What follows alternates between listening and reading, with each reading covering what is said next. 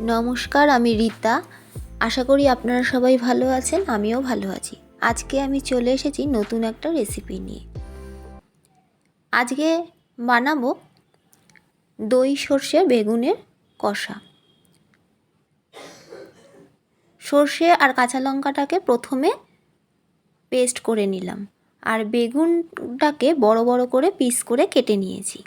পিসগুলো একটু চওড়া চওড়া হবে, বড় বড় হবে। এবার কড়াইতে তেল দিয়ে বেগুনগুলোকে একটু ভেজে নেব। বেশি ভাজবো না, একটু হালকা করেই ও এপিট ওপিট করে ভেজে নেব।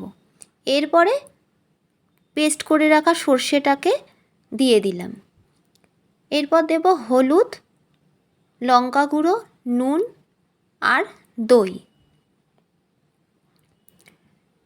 দিয়ে ভালো করে কষিয়ে নিতে হবে।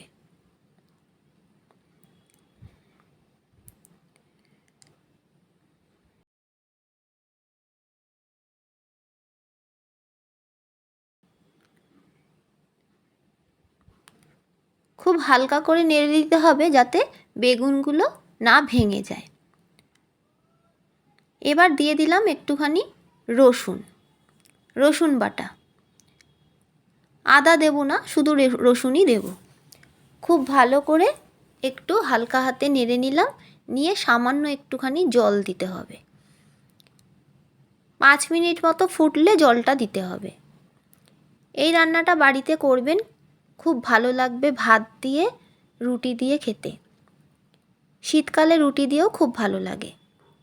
অবশ্যই বাড়িতে ট্রাই করবেন। রান্নাটা কেমন লাগলো অবশ্যই কমেন্টে জানাবেন। ভালো লাগলে একটা লাইক দেবেন আর শেয়ার করতে ভুলবেন না। সবাই ভালো থাকবেন, সুস্থ থাকবেন।